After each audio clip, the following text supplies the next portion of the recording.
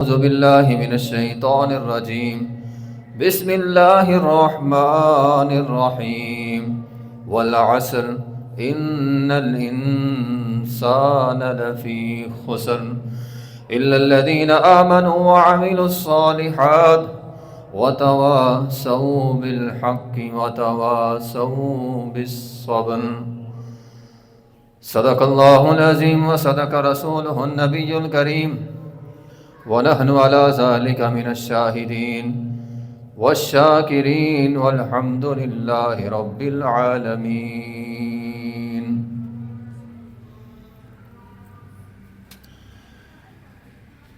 محترم و مکرم سامعین کرام،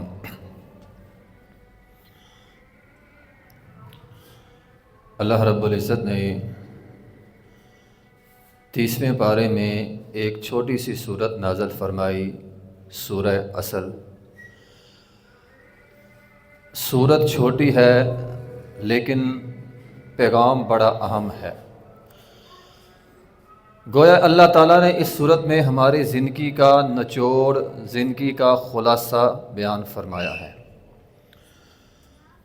اللہ رب العزت فرماتے ہیں والعصر، قسم اٹھائی اللہ تعالیٰ نے عصر کی. عصر کس کو کہتے ہیں؟ عربی کے اندر عصر کہتے ہیں کسی چیز کے اخیر کو، نچوڑ کو. وَأَنزَلْنَا مِنَ الْمُعْصِرَاتِ مَاءً ثَجَّاجًا، قرآن کے اندر آیا ہے اللہ تعالیٰ نے بادل نچوڑ کر اس میں سے بارش کو نکالا. نماز عصر کو عصر اسی لیے کہتے ہیں کہ پہلے وقتوں میں لوگ کہتے تھے اندھیرا ہونے والا ہے، شام ہونے والی ہے، اپنا اپنا کاروبار سمیٹو اور گھر جاؤ. تو اسی سے اس وقت کا نام عصر بن گیا اور ہم نماز عصر جو ہے وہ پڑھتے ہیں. اللہ تعالیٰ نے یہاں عصر کی قسم کھائی، یعنی آسان لفظوں میں یہ کہوں اللہ تعالیٰ نے اس بات کی قسم کھائی ہے کہ اے انسان تیرا وقت گزر گیا، وقت گزر رہا ہے، تھوڑا رہ گیا ہے. وقت میں یہ کہتا ہوں دنیا کی سب سے قیمتی چیز ہے. آپ ساری دنیا بھی خرچ کر کے وقت کو روک نہیں سکتے. ہاں، محنت کر کے اس کو آپ قیمتی بنا سکتے ہیں، روک نہیں سکتے. اللہ تعالیٰ اس وقت جو تیزی سے گزر رہا ہے، جو آخری لمحات میں ہے، اللہ اس کی قسم اٹھا رہا ہے. فرمایا والعصر، قسم ہے زمانے کی. وقت جو ختم ہو گیا، ختم ہونے والے وقت کی قسم. ہم کہتے ہیں سال گزر گیا، 25 چلا گیا، 26 آ گیا، جشن منا لو، 26 آ گیا. اللہ تعالیٰ فرماتے ہیں سکے کا دوسرا پہلو یہ ہے کہ تیرا وقت ختم ہو گیا، ختم ہو رہا ہے. جس کی 60 سالہ زندگی ہے، 40 سال گزر گئے، تیرا وقت تو ختم ہو رہا ہے، تو جشن منا رہا ہے. تو اس گزرتے وقت کی قسم اللہ تعالیٰ نے فرمائی ہے، اور قسم کھا کے کیا کہا؟ ان الانسان لفی خسر. کل انسانیت، پوری انسانیت. اللہ تعالیٰ نے ایک دو آدمی کو نہیں کہا، فرمایا ساری کی ساری انسانیت گھاٹے کے اندر ہے، سارے خسارے میں. آپ لوگ مارکیٹوں میں رہتے ہیں، دکانداری کرتے ہیں، تجارت کرتے ہیں، ملازمت کرتے ہیں. اگر کوئی قابل اعتبار آدمی، قابل بھروسہ آدمی، قابل یقین آدمی یہ جملہ بول دے کہ میں نے مارکیٹ کا حساب لگایا ہے، مارکیٹ خسارے میں جا رہی ہے، کوئی عقل مند پیسہ لگائے گا؟ آپ نے کوئی چیز خریدنی ہو، کوئی گاڑی، کوئی بھی چیز، موبائل، گاڑی، کچھ بھی، کوئی قابل بھروسہ آدمی کہہ دے کہ اس وقت نہ خرید، چند دنوں کے بعد سستی ہو جائے گی تب خرید لینا. اگر تو نے اس وقت خریدی تیرا گھاٹے کا سودا ہے، تو کوئی بھی نہیں خریدے گا. یہ تو انسانوں کی بات ہے، میں بات اللہ کی کر رہا ہوں. اللہ کی ذات سے بڑھ کر کوئی اور قابل یقین کیسی ذات ہو سکتی ہے؟ اللہ تعالیٰ فرما رہے میں رب رحمان، میں خالق، میں مالک، تم کو پیدا کرنے والا، میں یہ بات کہہ رہا ہوں، تم سارے گھاٹے میں ہو، سارے خسارے میں. کوئی معمولی خسارہ نہیں. ایک تو ہوتا ہے دنیا کا خسارہ.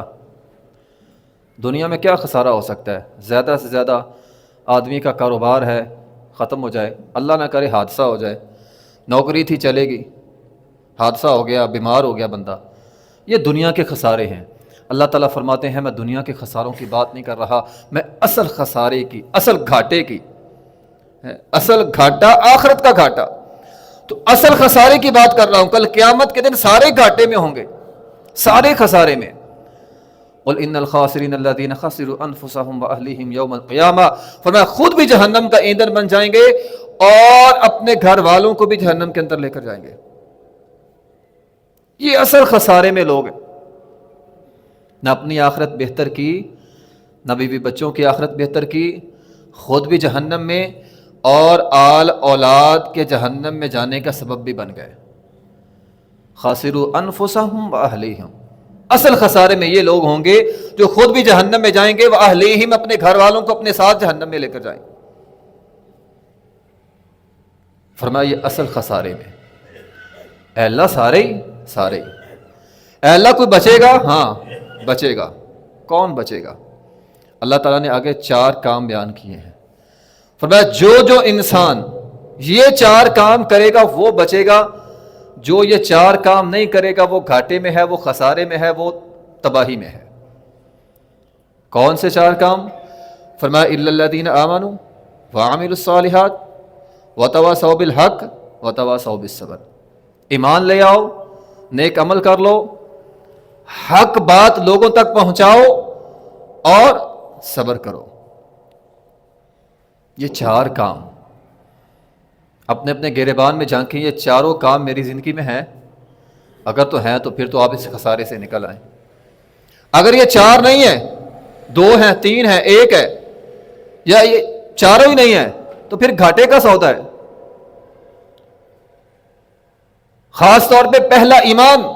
اگر آپ یہ سمجھتے ہیں میں نمازیں پڑھتا ہوں، صبر بھی کر لیتا ہوں، لوگوں کو نیکی کی دعوت بھی دیتا ہوں، لیکن ایمان کے اندر شرک ہے، کبھی کبھار شرک بھی کر لیتا ہے، تو یہ گھاٹے کا سودا ہے. آپ کا ایمان مضبوط ہے لیکن عمل کوئی نہیں، لوگوں کو بڑی دعوت دیتے ہیں، خود عمل کوئی نہیں، تو یہ گھاٹے کا سودا ہے. اور محترم بھائیوں، جس طرح دنیا میں امتحان ہوتا ہے، میٹرک کے اگر 8 پیپر ہوں تو 8 میں سے 8 پاس تصور ہوتا ہے، 8 میں سے 7 پاس ہو، 1 فیل ہو تو وہ فیل تصور ہوتا ہے. فرمایا یہ 4 ضروری ہیں. آپ کے پاس ایمان ہے، آپ نیکی کے کام بھی کرتے ہیں، لیکن لوگوں کو نیکی کی نصیحت نہیں کرتے، پھر بھی آپ خسارے میں ہیں. آپ کے پاس ایمان بھی ہے، عمل صالح بھی ہے، لوگوں کو نیکی کی نصیحت بھی کرتے ہیں، لیکن صبر نہیں کرتے. نقصان ہو گیا، وویلا، سینہ کو بھی کرنی شروع کر دی، مارے گئے، لٹے گئے، بے صبری والے جملے بولے. فرمایا تب بھی خسارے میں ہو. تو 4 کام لازم ملزوم ہیں.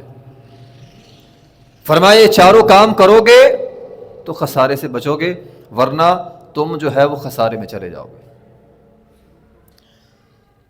محترم بھائیو، ایک حدیث ہے، نبی علیہ الصلوۃ والسلام نے فرمایا میں اپنی امت کے حوالے سے اس بات سے نہیں ڈرتا کہ میری امت پہ فقیری آ جائے گی، غریبی آ جائے گی، مسکینی آ جائے گی، محتاجگی آ جائے گی. نہیں، بلکہ میں ڈرتا اس بات سے ہوں میری امت پہ اللہ تعالیٰ دنیا کھول دے گا، خزانے وافر ہوں گے. فتنافسوها کما تنافسوها، لوگ آپس کے اندر مقابلے بازی کریں گے. فرمایا جس طرح پہلی قومیں تباہ ہو گئیں، اسی طرح فرمایا تم بھی تباہ ہو جاؤ گے. بات میں خسارے کی سمجھا رہا ہوں، حدیث آپ لوگوں نے سن لی. اب اس حدیث کو لے کر اپنے اپنے گھر میں غور کرنا ہے، معاشرے میں غور کرنا ہے. دنیا ہمارے پاس وافر ہے. آپ آج سے 50 سال پہلے چلے جائیں، ہمارے گھروں کا کیا حال تھا؟ کچے گھر، اور آج پکے گھر. آپ آج سے 50 سال پہلے چلے جائیں، ہمارے گھر کے برتن ہم گن سکتے تھے، گھر کے اندر اتنے برتن ہیں. آج آپ گن سکتے ہیں آپ کے گھر میں کتنے برتن ہیں؟ میرا نہیں خیال کوئی آدمی گن سکتا ہے اس کے گھر میں کتنی کولیاں کتنے برتن پڑے ہیں. تعداد سے باہر ہو گئے. دنیا اتنی وافر ہو گئی. آج سے 50 سال پہلے آپ کو پتا تھا آپ کے گھر میں 2 سوٹ ہیں 3 سوٹ ہیں. آج ایک شادی آ جائے، بارات کے لیے الگ سوٹ، ولیمے کے لیے الگ سوٹ، میل کا سوٹ الگ، مکلابے کا سوٹ الگ. جب تک 4 سوٹ نہ ہو ہم شادی پہ نہیں جاتے. پہلے زمانہ ہوتا تھا لوگ ایک ہی سوٹ دیتے تھے، وہی عید پہ پہن لیا، وہی خوشی پہ پہن لیا، وہی آنے جانے کے لیے استعمال کر لیا. آج سے آپ 50 سال پہلے چلے جائیں، ایک ہی جوتا ہوتا تھا، اور آج جوتے رکھنے کے لیے لوگ الماریاں بناتے ہیں. اتنے جوتے ہیں گھر میں، اس کو رکھنے کے لیے لوگ الماریاں بناتے ہیں کہ جوتے الماری میں رہیں. جگہ بہت گھیرتے ہیں جوتے. تو دنیا اللہ تعالیٰ نے ہمیں دی ہے. اب تو مقابلے بازی ہوتی ہے، میرے گھر میں فلاں چیز نہیں ہے، فلاں بھی جاتی ہے، اب فلاں نہیں ہے. گھر ہمارے بھرے ہوئے ہیں چیزوں کے ساتھ. فرق یہ ہے آج سے 50 سال پہلے بزرگ دین، اب یہ تو دنیا کی مثال دی نا، اب دین کے لحاظ سے 50 سال پہلے چلے جائیں، گھر کا بڑا اٹھتا تھا، فجر کی نماز اس نے خود بھی پڑھنی، بچوں کو بھی اٹھانا، سب کو اٹھانا، سب نے قرآن پڑھنا صبح صبح اٹھ کے. صبح فجر کے ٹائم ایک دینی ماحول گھر کے اندر ہوتا تھا. اور آج کوئی بھی نہیں اٹھتا، نہ اٹھنے والے رہے نہ اٹھانے والے رہے. چیزوں سے گھر بھرے ہوئے ہیں. تو نبی علیہ الصلوۃ والسلام نے فرمایا تھا مجھے اس بات کا خدشہ نہیں ہے میری امت پہ فقیری آئے گی، مال وافر ہوگا، لوگ مقابلے کریں گے میرے گھر میں فلاں چیز نہیں ہے وہ بھی لے کر آنی ہے. لیکن فرمایا یہ ہرس، یہ ہوس تمہیں بھی ہلاک کر دے گی جس طرح تم سے پہلے لوگوں کو ہلاک کر دیا. آج انہی چیزوں کے اندر کھو کر ہم بھول گئے، ایمان کو بھول گئے، عمل صالح کو بھول گئے، لوگوں کو نیکی کی دعوت دینی تھی بھول گئے، صبر کرنا تھا بھول گئے، چاروں کام بھی بھول گئے. تو یہ اصل خسارہ ہے، یہ اصل گھاٹا ہے، یہ گھاٹے کا سودا ہے. ان میں سے ایک ایمان. ایمان کا کیا مطلب ہوتا ہے؟ ایمان کا موٹا موٹا مطلب یہ ہے اللہ کے ساتھ ہمارا رشتہ کیا ہے، تعلق کیا ہے ہمارا ہمارے رب کے ساتھ. تعلق رسمی ہے یا حقیقی ہے؟ شاید دعوے کا تعلق ہے، ہم کہتے ہیں ہمارا رب اللہ ہے، بس یہ دعویٰ ہے. اللہ تعالیٰ خود کہتے ہیں وما قدر اللہ کا قدری، انسانوں نے میری قدر نہیں کی. اب کیسے پتا چلے میرے رب کے ساتھ تعلق حقیقی ہے یا رسمی ہے؟ میں تو یہ کہوں گا اذان جب آتی ہے نا، اذان اللہ اکبر، کس کا جملہ ہے؟ اللہ کا نام ہے. اللہ اکبر ہوا، اللہ نے بلایا آؤ مسجد میں. ہم کہتے ہیں ہمارے رب کے ساتھ تعلق حقیقی ہے یا رسمی ہے. اگر تو اللہ کی آواز سن کر کہ اللہ مجھے بلا رہا ہے، اللہ اکبر ہو گیا، اللہ نے کہا حی علی الصلاۃ، میرے سامنے آ کر میرے سامنے جھک جاؤ. اگر تو اذان سن کے ہمارا دل حرکت کرتا ہے نہیں یار مسجد میں جانا ہے، پھر تو آپ سمجھیں آپ کے رب کے ساتھ حقیقی تعلق ہے. لیکن اگر آپ اذان سن کر سنی انسنی کر دیتے ہیں، پورا شہر ماشاءاللہ اذانوں سے گونجتا ہے. پہلے تو سپیکر ہی نہیں ہوتے تھے، پھر بھی نمازی ہوتے تھے. کچی مسجدیں نمازی ہوتے تھے، مسجدیں ماشاءاللہ پکی ہو گئی، سپیکر ہو گئے، پورا شہر گونجتا ہے ماشاءاللہ اذانوں سے، مسجدیں ویران ہو گئی. یہ ہمارے رب کے ساتھ تعلق ہے. اتنا کمزور تعلق ہو گیا ہے کہ اللہ ہمیں بلاتا ہے آ جاؤ، ہم کہتے ہیں نہیں اللہ تیرے ساتھ تعلق ضرور ہے لیکن بات نہیں تیری ماننی، بات نہیں تیری ماننی. اور ویسے تو اگر میں اس کی وجوہات پہ چلا جاؤں بہت ساری وجوہات ہیں. ایک وجہ بیان کرتا ہوں، یہ جو ہمارا آج کل کا موبائل ہے، جب سے یہ آیا ہے تب سے ہمارا تعلق باللہ بہت کمزور ہو گیا، بلکہ ختم ہو گیا. دیکھیے میں کوئی یہاں موبائل کی برائیاں بیان نہیں کرتا، موبائل کی مجبوری ہے، ضرورت بھی ہے، لوگوں کے کاروبار ہوتے ہیں، اس کے بغیر گزارا نہیں ہے. لیکن خرابی اس جگہ پہ آتی ہے جو وقت آپ نے اللہ کو دینا تھا وہ موبائل کو دے دیا. یہ اصل خرابی ہے. نماز کے لیے آپ کے پاس 10 منٹ نہیں ہوتے، موبائل کے لیے گھنٹوں ہوتے ہیں. پھر وقت تھوڑا ہوتا ہے، پھر جلدی جلدی کام کرنا ہوتا ہے. جو وقت ہم نے اللہ کو دینا تھا، جو وقت ہم نے قرآن کو دینا تھا، جو وقت ہم نے دین سمجھنا تھا، دین کو دینا تھا، وہ موبائل کو دے دیا. اور اللہ تعالیٰ قرآن میں فرماتے ہیں موبائل تو آج ایجاد ہوا ہے نا، اللہ نے قرآن میں 1400 سال پہلے فرما دیا تھا افرأیت من اتخذ الہہ ہواہ، لوگ اپنی خواہش کو الہ بنا لیں گے. آج کے زمانے میں سب سے بڑی خواہش موبائل ہے، گویا ہم نے موبائل کو الہ بنایا ہوا ہے. میں نے ایک واقعہ سنا، بڑا حیران ہوا. خامد اور بیوی کے درمیان جھگڑا ہو گیا. اب جھگڑا ہو گیا، صلح کرانے والے نے صلح کروا دی. اس نے کہا بی بی آپ کی صلح ہم کروا دیتے ہیں، لیکن ہم اس نتیجے پر پہنچے ہیں کہ تمہارا آپس کا جو جھگڑا تھا اس کی وجہ موبائل ہے، اس کی وجہ سے جھگڑا ہو گیا تھا. اگر آپ موبائل چھوڑ دیں تو. اب اس بی بی کے آگے سے پتہ کیا الفاظ تھے؟ مجھے شوہر نہیں چاہیے، مجھے موبائل چاہیے. یہاں تک نوبت آ چکی ہے. ضرورت کی حد تک ٹھیک تھا، ہم نے اس کو اللہ معاف کرے الہ بنا لیا. یہ خدا ہے. بچے کہتے والدین نہیں چاہیے ہمیں، باپ جہاں مرضی جائے بس مجھے موبائل لا کے دے دے. یہ الہ بنا لیا ہے. یہ خرابی ہے اصل. ضرورت آپ پوری کریں، لیکن جو اللہ کا حق ہے وہ اللہ کو دے. وہ ایک عالم نے واقعہ سنایا تھا. اس نے اپنی، وہ کہتا تھا میری بچی شریف، نگاہیں جھکانے والی، میرے سامنے آتی ہوئی گھبراتی تھی. اس نے کہا موبائل لے دو، میں نے شوق سے لے دیا. ایک دن میں نے بچی کے ہاتھ سے موبائل پکڑا، وہی بچی کھڑی ہوتی ہے میرے منہ پہ تھپڑ مارتی ہے، کہتا ابا موبائل کو ہاتھ نہیں لگانا. نوبت یہاں تک پہنچ آئی ہے. نوبت یہاں تک پہنچ آئی ہے، ہم نے اس کو الہ بنا لیا ہے. رات بچے سوتے ہیں، اب تو رضائیوں کے اندر بھی یہ فتنہ ہے، وہیں سو گئے، موبائل دیکھتے دیکھتے سو گئے.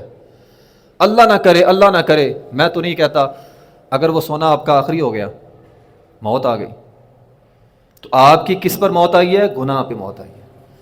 انما الاعمال بالخواتیم. اگرچہ آپ نے عشاء کی نماز جماعت کے ساتھ پڑھی تھی، لیکن اس کے بعد آپ موبائل دیکھتے دیکھتے دیکھتے دیکھتے، اگر تو خیر دیکھ رہے ہیں پھر تو اچھی بات ہے، لیکن اگر شر دیکھ رہے اسی طرح سو گئے، وہ سونا آخری ہو گیا، موت آ گئی، آپ کی موت شر پر آئی. انما الاعمال بالخواتیم. فرمایا اعمال کا دار و مدار انسان کے خاتمے پر ہوتا ہے. تو کہاں گئے آپ؟ خاتمہ تو اچھا نہیں ہوا. کم از کم ہم اتنا تو کر سکتے ہیں، سونے سے پہلے موبائل کو سائٹ پر رکھ کر سونے کی دعائیں پڑھ لیں. یارو اتنا بھی نہیں کر سکتے. نبی علیہ الصلوۃ والسلام نے فرمایا جو بندہ آیت الکرسی پڑھ کے سوتا ہے، جو بندہ آیت الکرسی پڑھ کے سوتا ہے، صحیح حدیث ہے، اللہ کی طرف سے صبح تک بندے کے لیے ایک فرشتہ محافظ مقرر ہو جاتا ہے. آپ آیت الکرسی پڑھ کے سوئیں، اسی حالت میں موت آ گئی، خیر پہ موت آئی کہ نہ آئی؟ لیکن پتہ ہی نہیں ہوتا کب نیند آ گئی. موبائل سینے پہ بچہ سویا ہے، بڑے بھی سوئے ہیں. اتنا بھی نہیں کر سکتے ہم. امی جی عائشہ رضی اللہ تعالیٰ فرماتی ہیں میں آخری 3 کل پڑھ کے، اور نبی علیہ الصلوۃ والسلام آخری 3 کل پڑھ کے اپنے اوپر پھونک مار کے سوتے تھے. جب آپ آیت الکرسی پڑھ کے کل پڑھ کے سوئیں گے، فجر کے لیے جاگ آئے گی کہ نہیں آئے گی؟ وہ فرشتہ کھڑا ہے نا محافظ، وہ آپ کو اٹھا دے گا. میں نے بزرگوں کو سنا ہے، لوگ کہتے ہیں ایسا ہوتا ہے جیسے کوئی اٹھا کے گیا ہے، لیکن کوئی بھی نہیں ہوتا. آپ کو ایسا ہوگا جیسے کوئی اٹھا کے گیا ہے، لیکن جب موبائل سینے پہ ہوگا ویسے ہی آپ سو گئے، پھر جاگ آئے گی 8 بجے. پھر وہ حدیث بال الشیطان فی اذنہ، فجر کا وقت تھا، شیطان آیا، کان کے اندر پیشاب کیا، فرمایا تو اسی کے لائق تھا. وہ کان کے اندر بول کر کے پیشاب کر کے چلا جاتا ہے. اب تو اٹھ، جب مرضی اٹھ، 8 بجے اٹھ، 9 بجے اٹھ، یہ تیری قسمت ہے. تو خرابی یہاں پہ آئی ہے، تعلق باللہ اتنا کمزور ہو گیا. موبائل ضرورت تک ٹھیک تھا، کام تک ٹھیک ہے، لیکن آپ نے سارا کچھ ہی موبائل کو دے دیا. اذکار گئے، نمازیں گئی، سارا کچھ گیا. پتہ نہیں موت کب آ جانی ہے، حادثے ہوتے ہیں، موت آ جاتی ہے، اکثر لوگوں کے ہاتھوں میں موبائل ہی ہوتا ہے، اسی حالت میں موت آتی ہے۔ تو انما الاعمال بالخواتیم، اگر آپ اچھا کام کریں گے، خاتمہ ایمان پر ہوگا تو بندہ جو ہے وہ کامیاب ہو جائے گا۔ تو یہ اصل خسارہ ہے، یہ اصل خسارہ ہے۔ آپ دنیا سے چلے گئے، آپ نے اپنی اولاد کو روکا بھی نہیں، اب وہ اسے موبائل کی لت لگی ہوئی ہے، آپ دنیا سے چلے گئے، آپ کے پیچھے نیکیاں جا رہی ہیں، گناہ جا رہے ہیں، یہ اصل خسارہ ہے۔ اگر آپ نے انہیں اچھی تربیت کی ہوتی، وہ نیک کام کرتے، نماز روزہ کرتے، اچھے کام کرتے، آپ کے پیچھے نیکیاں جانی تھی۔ آپ نے جس لت میں انہیں لگا دیا ہے، اب پیچھے نیکیاں نہیں جا رہی ہیں، گناہوں کے پہاڑ جا رہے ہیں، یہ اصل خسارہ ہے۔ تو ان الانسان لفی خسر، اللہ نے 1400 سال پہلے کہہ دیا ہے، اگر یہ کام نہیں کرو گے تو تم خسارے میں ہو، گھاٹے کا سودا ہے سارا۔ ہاں اگر ایمان لے آؤ، نیک عمل کر لو، ان الذین آمنوا وعملوا الصالحات سیجعل لهم الرحمن ودا، اللہ کی طرف سے خیر ہوگی۔ میں کہتا ہوں آج لوگ مشہور ہونے کے لیے پتہ نہیں کیا کیا کرتے ہیں، لوگ مشہور ہونے کے لیے وہ کام بھی کرتے ہیں جو دین تو کیا انسانیت کو بھی زیب نہیں دیتا، مسلم معاشرہ تو کیا غیر مسلم معاشرے کو بھی زیب نہیں دیتا، لیکن اللہ تعالیٰ فرماتے ہیں ایمان لے آؤ، نیک عمل کرو، ہم تمہاری محبت لوگوں کے دلوں میں بٹھا دیں گے، دلوں کے اندر محبت بٹھا دیں گے۔ نبی علیہ الصلوۃ والسلام نے فجر کے وقت پوچھا میرے صحابہ روزہ کون رکھ کے آیا ہے؟ عمر رضی اللہ عنہ فرماتے ہیں میں نے ارادہ کیا تھا لیکن رکھا نہیں۔ ابوبکر صدیق رضی اللہ عنہ فرماتے ہیں اللہ کے رسول میں نے رکھا ہے۔ فرمایا تم میں سے کوئی ہے جو کسی بیمار پرسی کی بیمار پرسی کر کے آیا ہو؟ عمر رضی اللہ عنہ فرماتے ہیں اللہ کے رسول ابھی تو فجر پڑی ہے، صبح صبح کون بیمار پرسی کرے گا؟ ہاں فجر پڑھ کے جائیں گے تو بیمار پرسی بھی کر لیں گے۔ ابوبکر صدیق رضی اللہ عنہ فرماتے ہیں اللہ کے رسول کہنا تو نہیں تھا لیکن آپ نے پوچھا ہے، بیمار پرسی کر کے میں آیا ہوں۔ فرمایا کسی نے کسی مسکین کو کھانا کھلایا ہے؟ پھر وہی بات، فجر کے وقت کون کھانا کھلائے؟ کھانا تو 8 بجے پکتا ہے۔ کوئی بھی نہیں بولا۔ ابوبکر صدیق رضی اللہ عنہ فرماتے ہیں اللہ کے رسول میں کھلا کے آیا ہوں۔ یہ وہ زمانہ ہوتا تھا۔ اللہ نے ایسے تو نہیں لوگوں کے دلوں میں محبت ڈالی تھی۔ سب صحابہ سے عظیم صحابہ ابوبکر صدیق رضی اللہ تعالیٰ، اور پیچھے وجہ اعمال تھے ان کے، ہر وقت نیکیوں میں آگے بڑھتے رہتے تھے۔ تو الا الذین آمنوا وعملوا الصالحات وتواصوا بالحق، حق کی تلقین بھی کرنی ہے، اور اس کا آغاز اپنے گھروں سے کرنا ہے، اپنی بیوی سے، اپنے بچوں سے، انہیں حق بات بتانی ہے، ان کو نمازی بنانا یہ آپ کی ذمہ داری ہے۔ کم از کم اپنے بیوی بچوں کو تو آدمی بتا سکتا ہے، تو حق بات انہیں بتانی ہے۔ نبی علیہ الصلوۃ والسلام نے فرمایا، اللہ تعالیٰ قرآن میں فرماتے ہیں کنتم خیر امۃ اخرجت للناس تأمرون بالمعروف، تم جب تک لوگوں کو نیکی کا حکم دو گے تب تک بہتر پر قائم رہو گے۔ آپ کے بچے ہیں نمازی ہونے چاہیے، آپ کی بیٹی ہے پردے کا حکم دیں۔ محترم بھائیوں بڑی فضیلتیں ہیں۔ آپ علیہ الصلوۃ والسلام نے فرمایا جس کی 3 بچیاں انہیں ادب سکھا کے، باپردہ ماحول دے کے، دیندار بنا کے، دیندار کے گھر میں اسے بھیج کر اس کی شادی دیندار گھر میں کر دے، اس کے لیے جنت ہے۔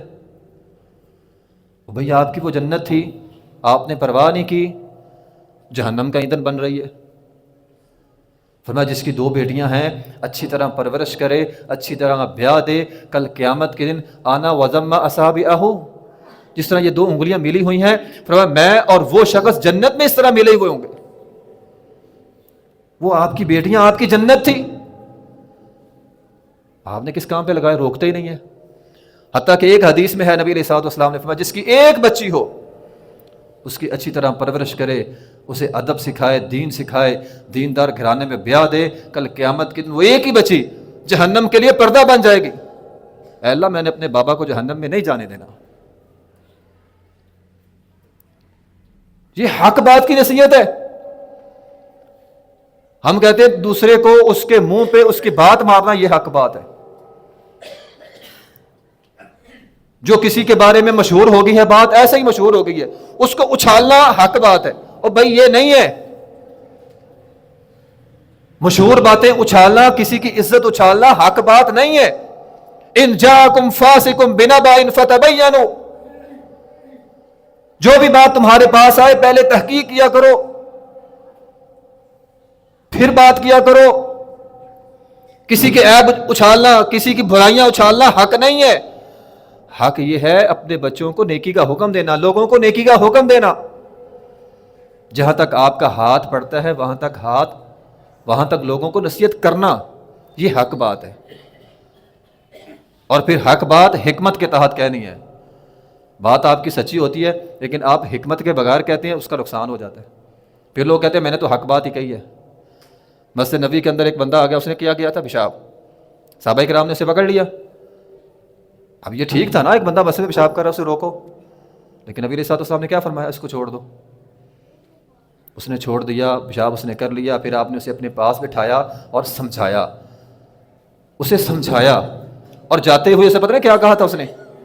اے اللہ مجھ پر رحم کرنا، محمد صلی اللہ علیہ وسلم پر رحم کرنا، اور ان میں سے کسی پر رحم نہ کرنا۔ حق بات حکمت کے تحت کہتے ہیں۔ وتواصوا بالصبر، جب آپ یہ تینوں کام کریں گے، مشکلات آئیں گی، پریشانیاں آئیں گی، مصیبتیں آئیں گی، صبر کرنا ہے۔ ایمان صبر کے ساتھ سلامت رہتا ہے، اعمال صالح صبر کے ساتھ سلامت رہتے ہیں۔ لوگوں کو نیکی کی دعوت دینی ہے، مشکلات بہت آئیں گی، صبر کرنا ہے۔ تو یہ تینوں کام صبر سے ہوتے ہیں۔ تو جس نے یہ چار کام کر لیے، فرمایا اس کا جنت کا راستہ آسان ہوگا۔ جو یہ چار کام نہیں کرتا، دھیان ہی نہیں دیتا، رب کا قرآن ہے، اللہ قسم اٹھا کے فرما رہے ہیں، انسان جو ہے وہ سارے خسارے میں ہے۔ دعا ہے اللہ تعالیٰ مجھے اور آپ کو عمل کرنے کی توفیق عطا فرمائے۔ وآخر دعوانا الحمدللہ رب العالمین۔